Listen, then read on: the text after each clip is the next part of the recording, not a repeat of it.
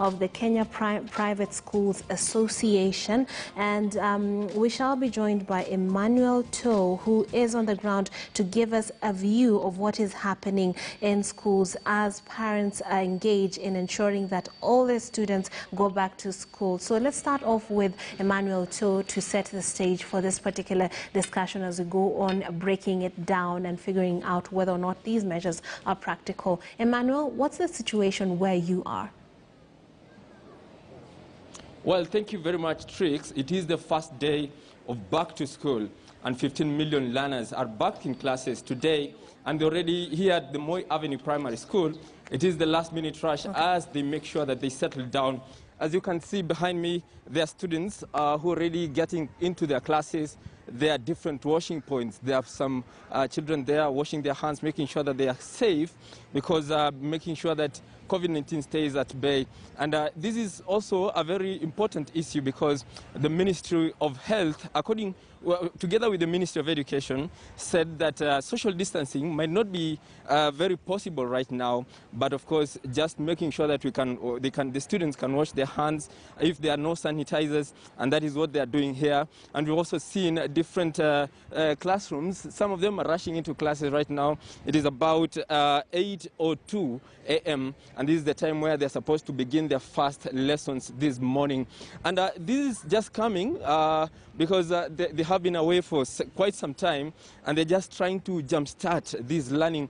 And we've seen different measures. We've been speaking to the head teacher of this school, and she's saying that there's some rooms, there's some isolation rooms for the students in case some of them fall sick, and they're being and that is making sure that the students are safe here, and just making sure that the learning that they need right now is continuing as is expected. And the government has also given some money just to kickstart this learning. And yesterday, the Ministry of Education said that it has released 4.6 billion shillings for the public primary schools, and 14.9 billion shillings will also be released later on for the public secondary schools in the country.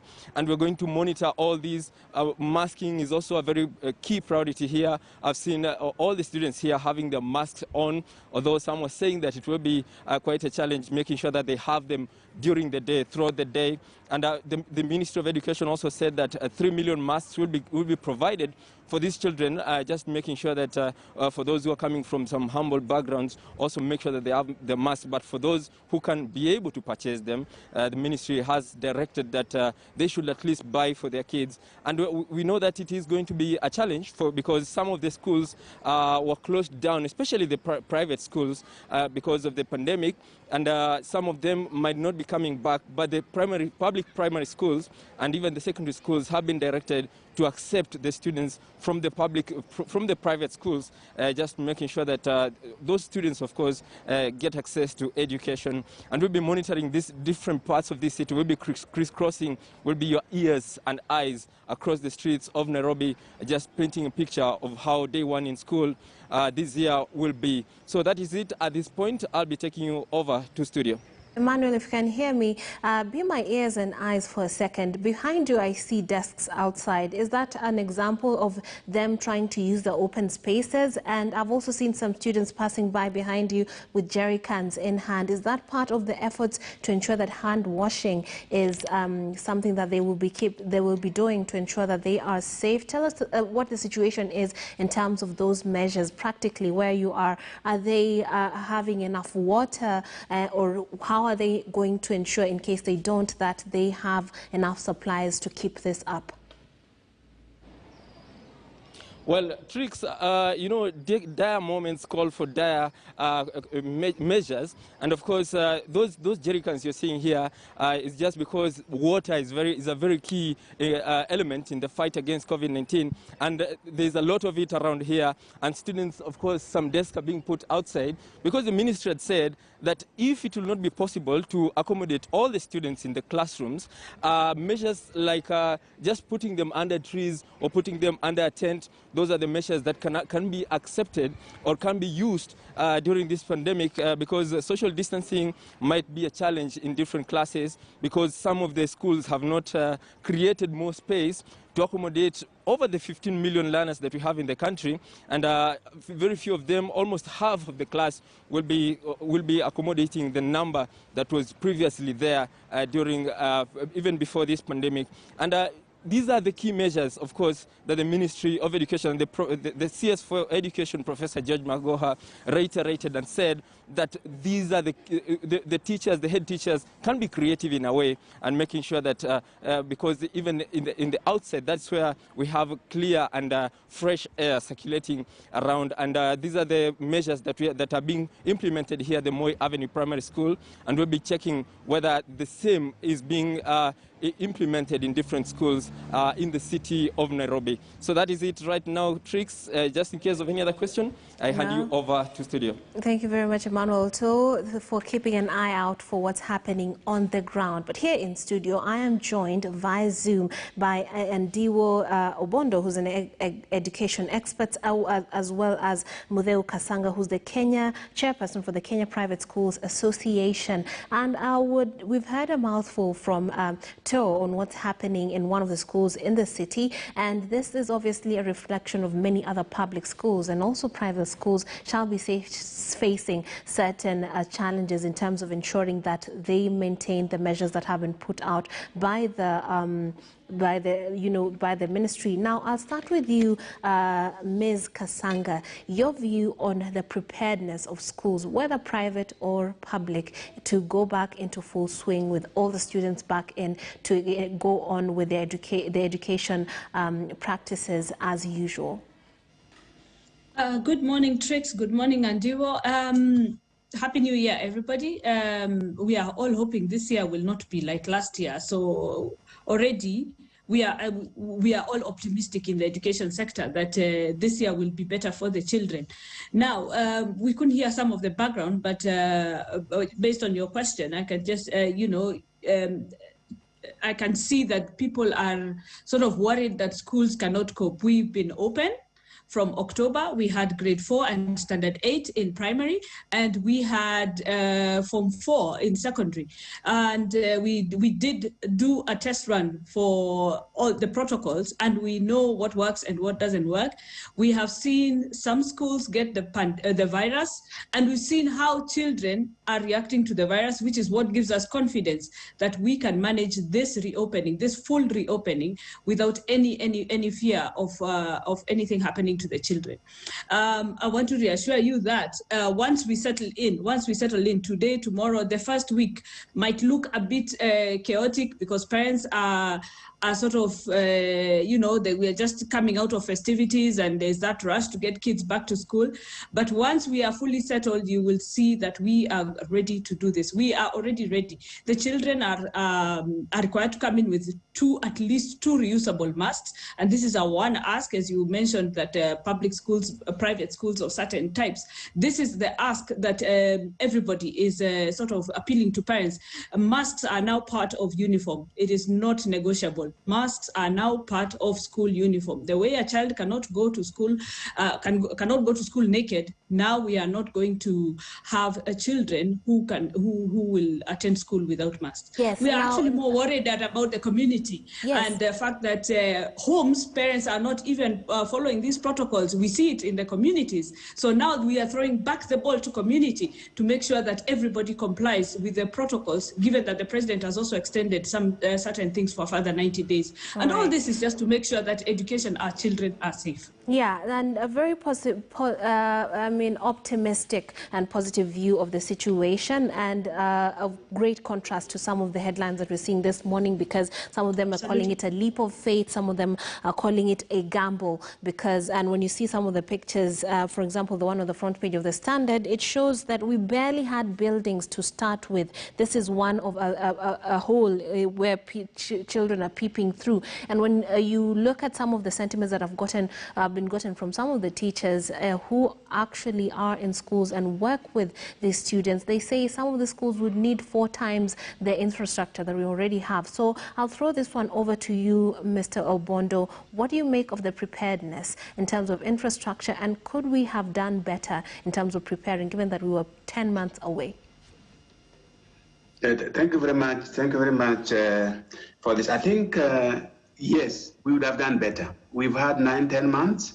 It may be possible that parents have prepared their children to get back to school, but I don't think our schools are fully prepared to be able to accommodate and have the children back, particularly looking at the context of COVID that we are in now. One thing that I think is clear is that either the ministry is not communicating effectively, or they may have given the county some false promises. Look at the examples. I think a few months ago, we talked about expansion of facilities, and there were mention of possible new classrooms. I think one of the addresses that was given by the president talked about over 12,000, I think, if I'm not wrong, new classrooms that they were working on, either through the ministry or through the national government, CDF.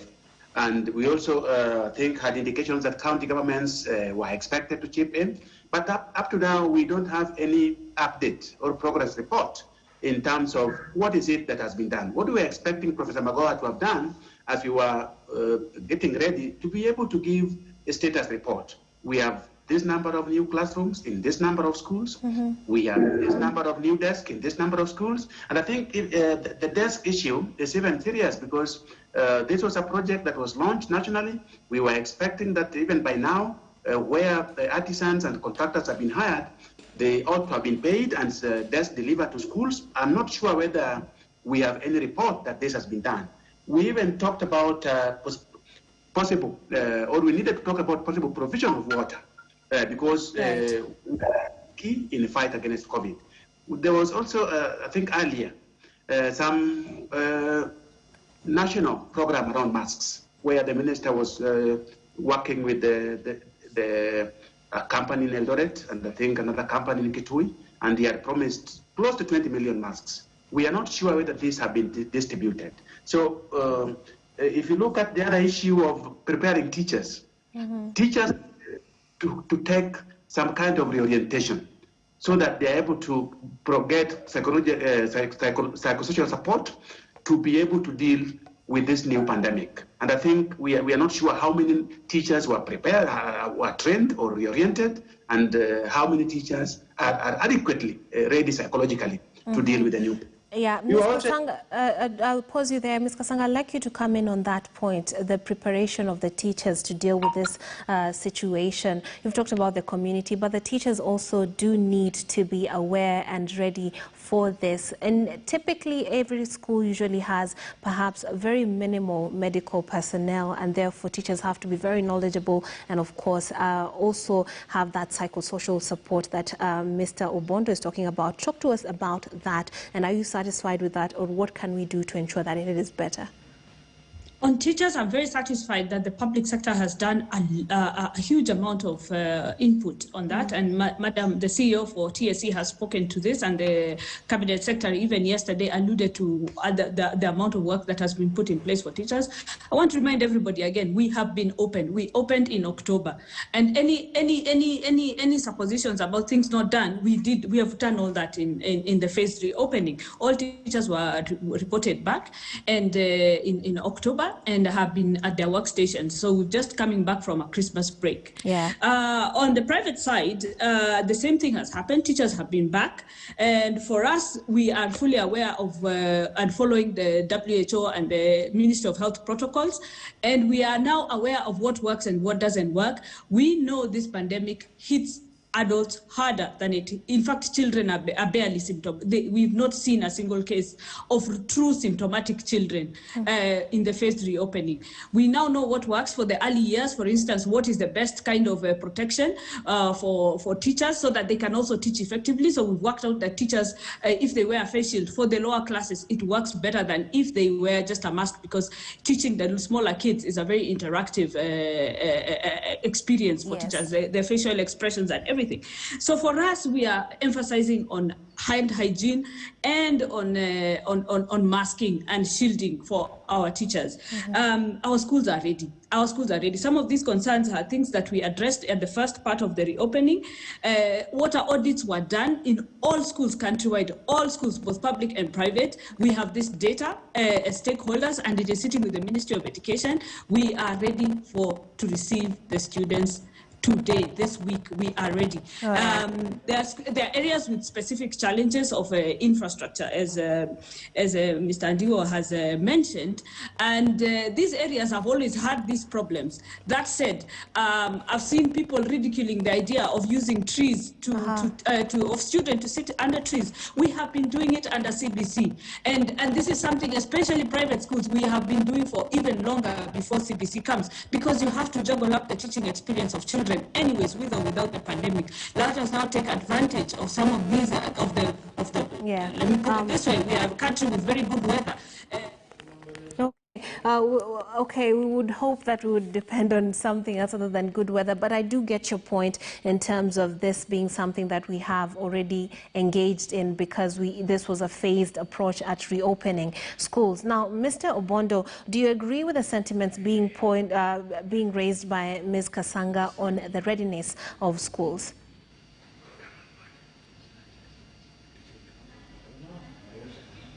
We seem to have lost our guest on that, but of course, I'll just hopefully your audio is much better, Ms. Kasanga. You are explaining to us why you have faith that we are quite ready for this situation. One of the elements that were brought out by the Ministry of Education was the fact that just to ensure that they are safe, teachers over the ages of 58 are to stay away from schools for their own sake. And at the same time, we're having 5,000 being the number of hired teachers by TSC, and 12,000 is the number of interns to be posted this term. How does this sit with you, and could you explain to the viewers at home how this would feed into ensuring that the schools are working better, even as we deal with this very complex and unique situation?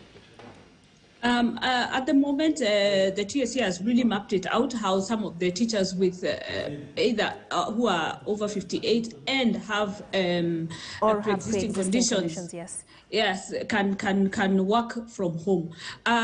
Truth be told, a lot of teachers are actually tired of staying at home, and a lot of them, what we are seeing on the ground is that teachers are voluntarily coming back to school to do their bit. Everybody understands this is a time for the country to come together for the good of the children. In the private sector, the same thing is happening. We are seeing teachers opting to come back to work rather than continue being furloughed, because in the private sector, this is a furlough. You're at home and you're not receiving pay. And we are seeing them sort of working towards implementing the protocols in a fuller way. You know, like most schools are insisting on N95 masks for the vulnerable teachers, better sanitation, including even surgical gloves, so that we can keep these people. These are livelihoods. It's not frivolous. This is us trying to get back onto putting back the balance into the education system. So my plea to everybody, take care.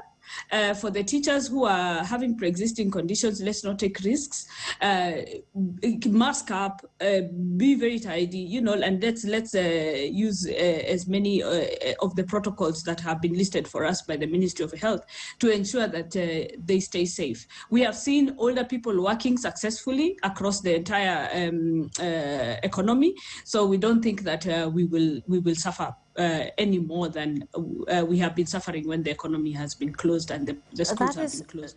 We've lost teachers as well as when schools were closed. So it's not about per se the pandemic. It's about all of us as communities taking care of our vulnerable. Yeah, and that is quite true. Let's focus on private schools. You are the chairperson of the Private Schools Association. Yes. What does this implicate? Because one of the hardest hit part of the education sector were the private schools, many of which were closed down. So as we come back and to full gear, what are the implications, particularly for the teachers you've talked about, livelihoods, who are depending on these jobs to make a living?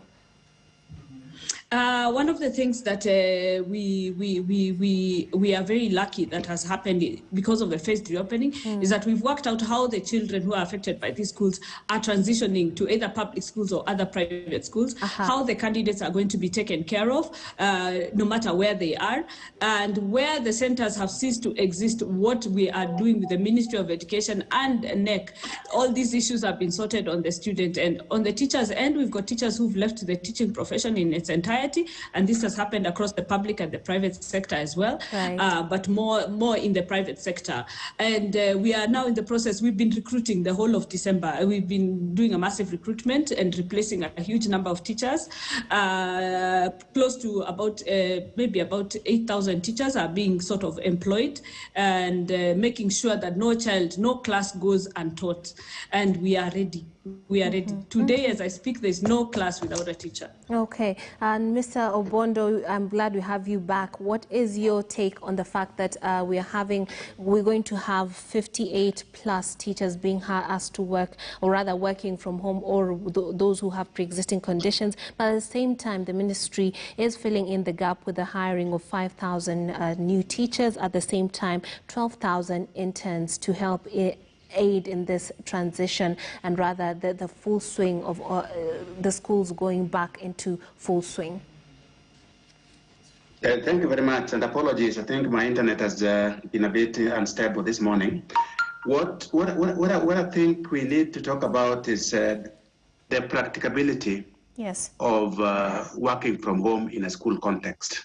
Because in most cases, I think unless schools have very well enabled ICT infrastructure where learners could be able to interact with their teachers online, it is not going to be practical in most rural and peri-urban schools that teachers work from home. I think we need just to be able to devise a way in which we can be able to observe the COVID protocols, but teachers, I think, will still have to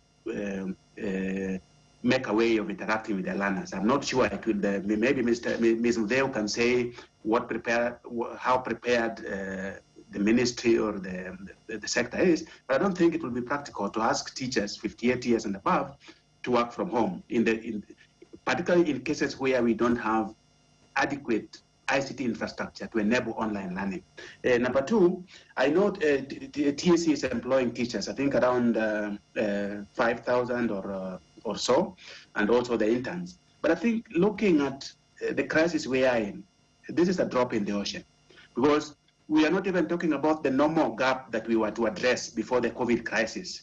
We were talking of, I think, over 80,000 teacher gap in the country.